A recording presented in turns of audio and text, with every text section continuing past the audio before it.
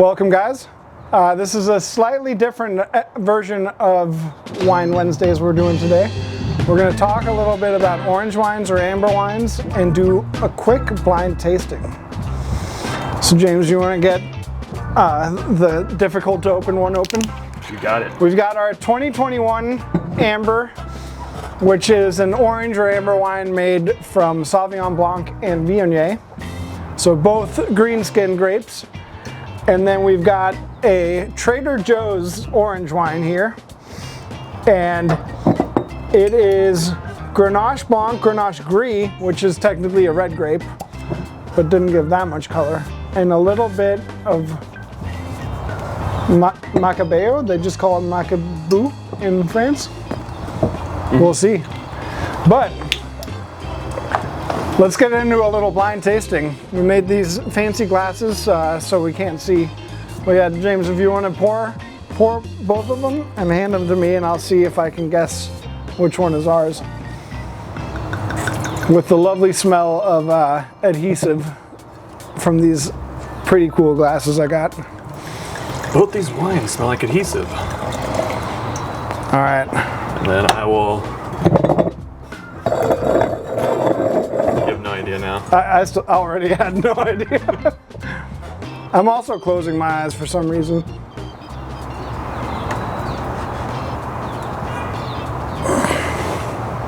Well, it smells like orange wine.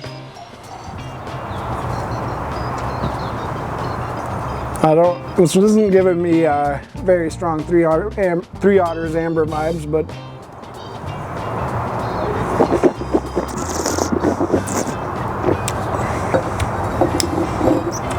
second glass. All right, that's pretty easy. This is our Three Otters Amber. That smells like Sauvignon Blanc.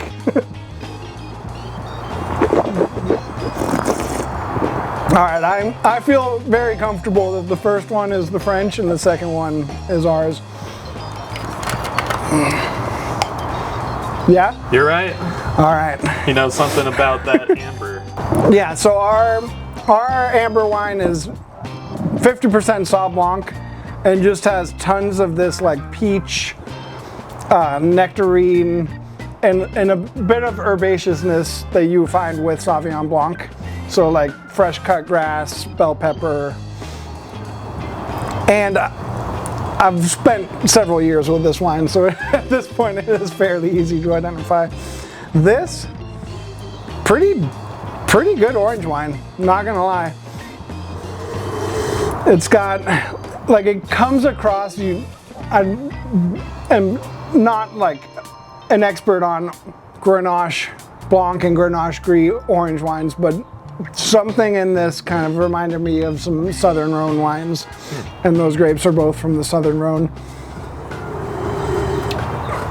Yeah, and like, can you talk a little bit about kind of the difference we're seeing here in the bottle? I noticed this is like very translucent, whereas ours is hazy. Ours is definitely a little more opaque. Yeah. What causes that? So we don't add anything, or if we do add, the only additive to this wine would be a tiny little bit of sulfur before bottling. So no yeast, nothing added throughout the aging. And so to protect it from oxygen, we move it around as little as we can. So ordinarily, you would rack out of the barrels after months or years, or 16 months in the barrel. The yeast is settled, but you'll rack into a tank, and then you'll allow it to settle again, and then rack off of that sediment. And you might do that several times, or you might filter if you have any reasons you have to filter, such as residual sugar or malic acid, or any microbial issues, or you just want to make sure all the wine tastes the same and doesn't spoil from being shipped around the world. With this wine, we purposely rack it the night before bottling. So going entirely against anything that any wine textbook would teach you. But we do it on purpose to keep oxygen low, and the yeast actually helps scavenge oxygen. So it does eventually settle out. So what I did with this bottle was I actually shook it up before opening it because we wanted the wine to be hazy. It adds a little mouthfeel. You get some flavors from the yeast. But really it's to protect the wine from oxygen and not move it around way too much, since we're very low intervention on these wines. It's natural wine. There are several definitions. One of them, I mean, 0 additives and up to like 20 parts per million of sulfur. I would consider that a natural wine. The 21 was, the only additive was 15 parts per million of sulfur right before bottling. So it does fit my definition of natty wine.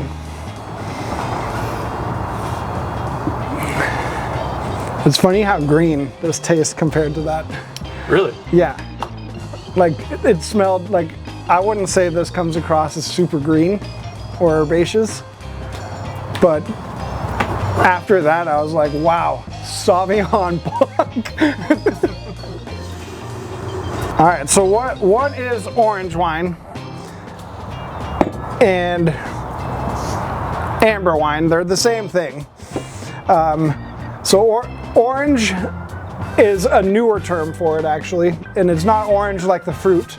It's orange like the color, so you've got red, white, rosé, and orange wines. And amber wine is technically an older term for it, from the country of Georgia, where this style of wine never fell out of favor. So it's actually one of the oldest styles of wine. There really would not have been white wine or rosé produced when people first started fermenting grapes. They didn't have presses, they weren't there like peeling out the skins. So you just make a mash with all the grapes and it would ferment. So if you had white grapes, it would be an orange wine. If you had red grapes, it would turn into a red wine. So in red wine, all the color comes from the skins. When you're making orange wine, you don't have pigment in the skins. So these are both green-skinned grapes. They kind of ripen to maybe a little yellowish. So you end up extracting no red pigment, but you're extracting a lot of carotenoids, which do impart a kind of orangey or yellowish flavor or color. Especially as they oxidize, they turn orange. I think I should try some of this. Yeah. Yeah. Okay. Can I get a glass? Thank you. Here you go, sir. Thank you. Thank you. I'll even, since you were kind enough to pour for me, I'll. Oh. If I remember how to open an already open bottle. I remember my first time opening a bottle of wine. No, I actually don't. I was probably really young. Yeah, this does seem like, in comparison, like it has more of that Sauv Blanc kind of greenness to it, but it still has that tropical fruit that I associate with the 2021 amber. Yeah.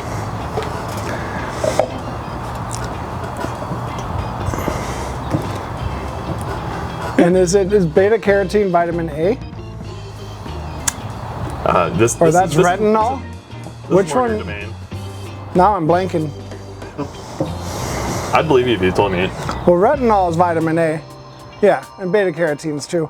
So the pigments you're extracting, the red pigments, which are mainly anthocyanins in red wine, are really healthy for you.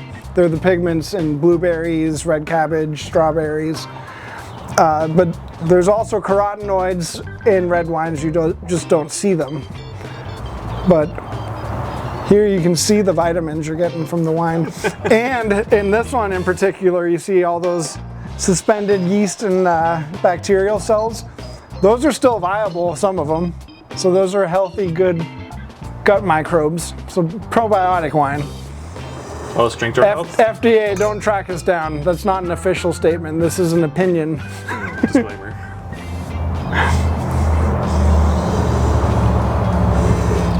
Yeah, and this has developed this cool, like, I don't want to say orange when talking about an orange wine, because it's just random that the English word for the fruit is the same as the color. And in Danish, we have a different word for the fruit than the color.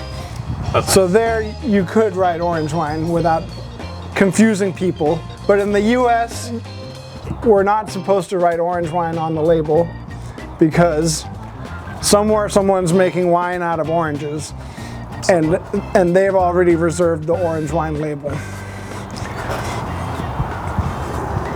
But What is the Danish word? for orange, absint comes, Chinese apple is originally what it translates to through German. What's the other orange? For the color, orange. Ah. Which I think comes from the Dukes of Orange, which were Dutch. And the 2021 and the 2022 amber are now sold out, but come November or so, we should be having the 2024 amber wine released, which you guys will be able to get your hands on. And I would say that pairings with orange wine are a little bit different than, like, say, white wine. This is Sauvignon Blanc, but it doesn't drink quite like a Sauvignon Blanc would. I would say these are even better with food than, let's say, a white wine made with Sauvignon Blanc. Like, I think these really need to have food around for them to be fully appreciated. You can drink it by itself, but I think you just get so much more out of pairing it with something. Yeah. Alex, what would you pair it with? I mean, right now we're moving out of kind of slow cooking and roasts into grilling season. So my mind's just on grilling things right now. I think this would pair really well with a fresh, like, fruity salad, like a salad with maybe some citrus or strawberries or whatever's coming into season that you have available locally. And asparagus is notoriously very difficult to pair wine with because the green flavors in the asparagus can accentuate greenness in the wine. Where I think they would actually play really well together, the greenness in this wine and the greenness in the asparagus. Get a little char on there on the grill and enjoy life. Thank you for joining us for another Wine Wednesday. Cheers. Damn, the simultaneous cheers. That was good. That was good. Why'd you look at me when you said they turn orange?